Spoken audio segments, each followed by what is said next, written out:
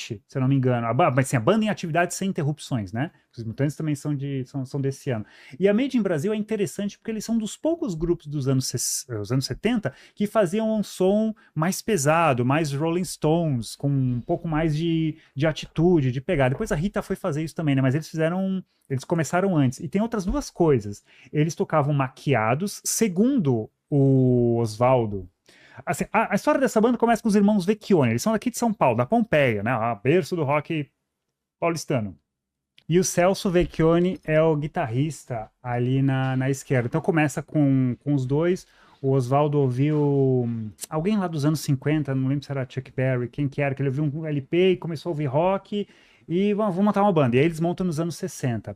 Cara, mas o legal essa é a primeira, assim, o Made in Brasil, oficialmente, teve 200 formações, aproximadamente 200 formações, porque o Oswaldo, ele é um cara que ele tira e coloca o tempo inteiro, assim, não gostei de você, sai, imagina isso ao longo de 50 anos, né? Então eles tiveram mais de uma centena de formações. Mas essa que é a formação, assim, a primeira a engrenar, tem o cara que é talvez o maior vocalista da história do rock brasileiro, que pouquíssimas pessoas falam nele, que é o Cornelius Lucifer, aquele cara ali Nossa, Cornelius Lucifer. Óbvio que é nome de guerra, né?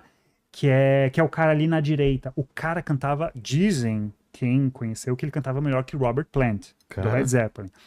E ele só gravou o primeiro disco com o Made, mas o cara tinha uma voz muito foda mesmo. E o som deles era cara, eles basicamente queriam fazer um som bem Rolling Stones.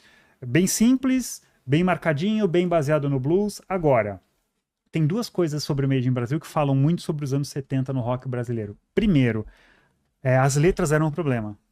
Assim, faltava Profundidade.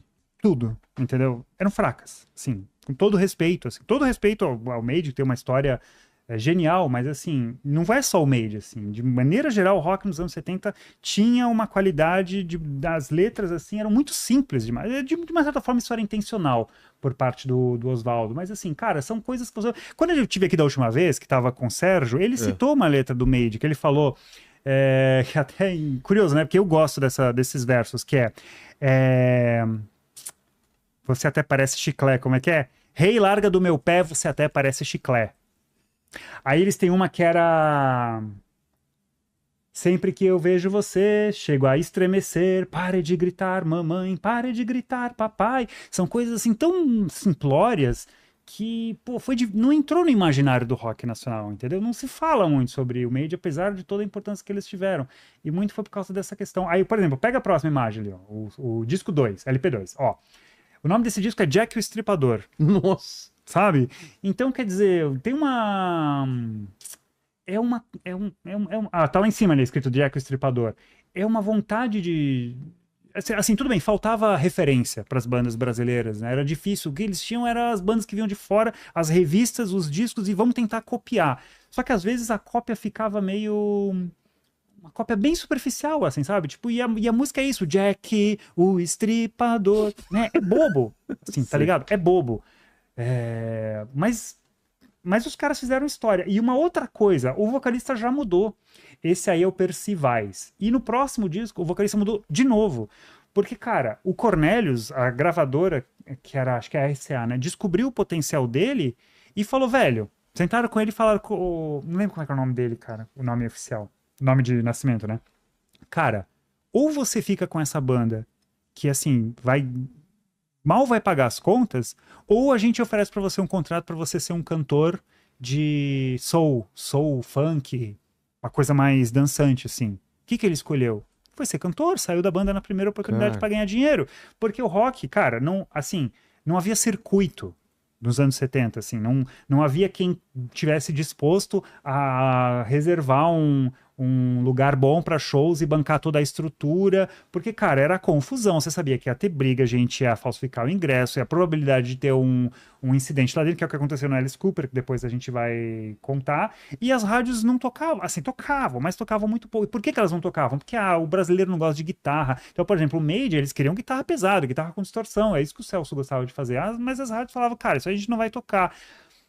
O disco anterior deles, que é chamado Disco da Banana, que é de 74, 73, eles tiveram que chamar um técnico da Argentina, porque não tinha técnico no Brasil que conseguia Não tinha técnico no Brasil que conseguia mixar rock, não sabiam, entendeu?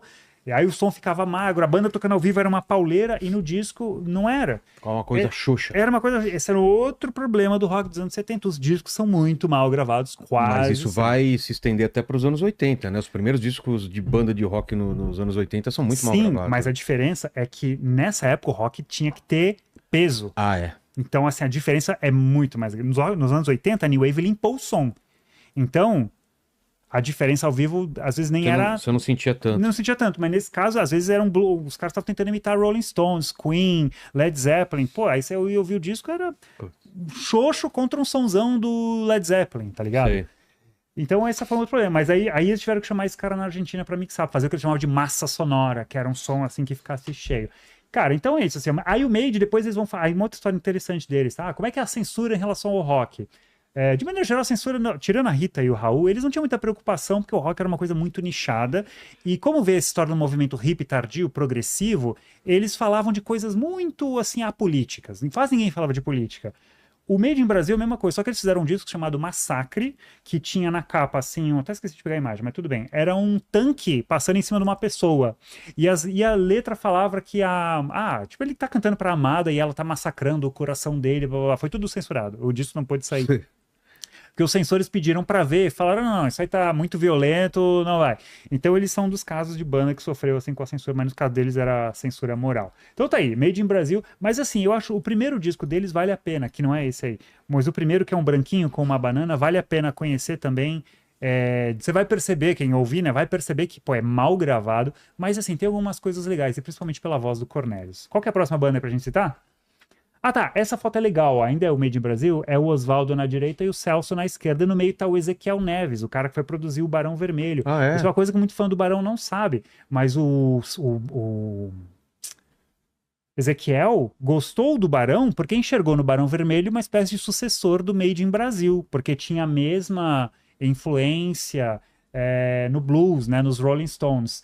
E nessa época o Ezequiel ele era crítico musical, mas ele foi produtor, ele produziu o Jack Estripador e, se não me engano, o disco seguinte. Ele adorava os caras, dizia que eles eram uma banda de atitude, rock, né? Esse era o tipo de som que o Ezequiel gostava. Então fica aí esse registro. Próximo.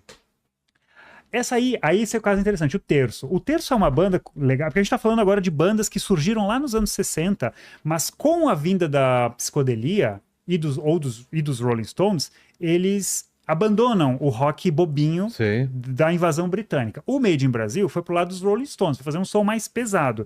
E foi uma das poucas bandas a fazer isso em escala comercial. E o Terço, eles também começam como uma banda de baile, que se chamava lá nos 60, né? Então, que é onde a galera tocava ali no tempo da Jovem Guarda. Eles procuravam bailinhos nas cidades, para tocar músicas dos Beatles, blá, blá, blá, blá.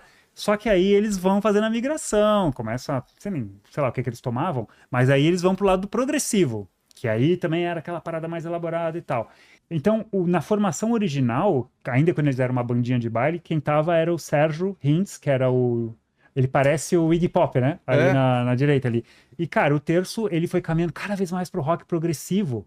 E essa era uma outra característica, principalmente das bandas de rock progressivo, que era uma coisa tão desconectada da realidade do país, solar, voltada para natureza.